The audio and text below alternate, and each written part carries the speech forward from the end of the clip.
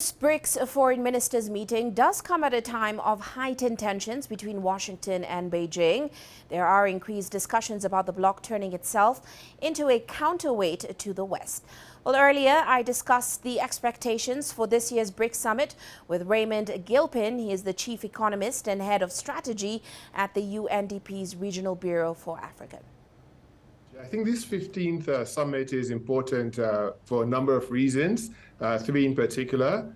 First, there's an urgent need to reboot both trade and investment within the bloc.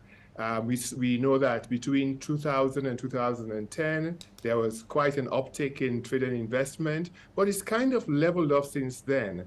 And this is making a lot of other initiatives much more difficult. Things like the common currency, things like increasing the global weight across the world. The bloc really needs to reboot both trade and investment.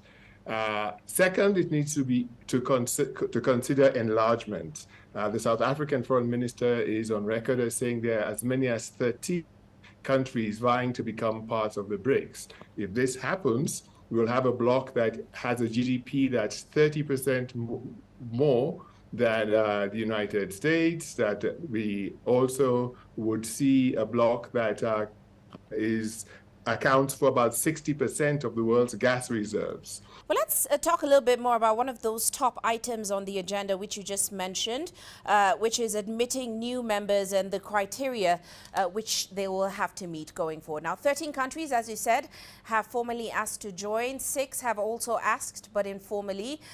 What do you expect to see in terms of those discussions, and what do you hope to see in terms of the enlargement of the bloc going forward? This is going to probably be the most difficult conversation to be had, because we know that when the BRICS were first conceived, there was a balance among three things: size of the economy, weight in their region, and regional representation. So we have Brazil, Latin America, China, Asia, India, South Asia, Russia, Europe, and South Africa, the African continent. Including additional countries would require a balance that is quite difficult to envisage, because it could first of all make the bloc a lot more imbalanced, with more Asian representation, relatively fewer African representatives. And so the conversation, there have been many permutations. One that I kind of am partial to is looking at the top 3 economies in each region and going, with the founding principles, is, again, with the regional balance and looking for size and weight. But if we go that route, even now, with Latin America, the top 3 economies account for more than 80% of the GDP. But in Africa, the top 3 economies account for less than 45% of GDP.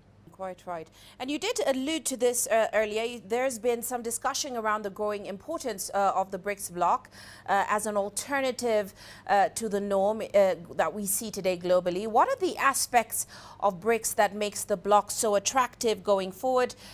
Do you think it really is emerging as a strong alternative? I think it could emerge as a strong alternative.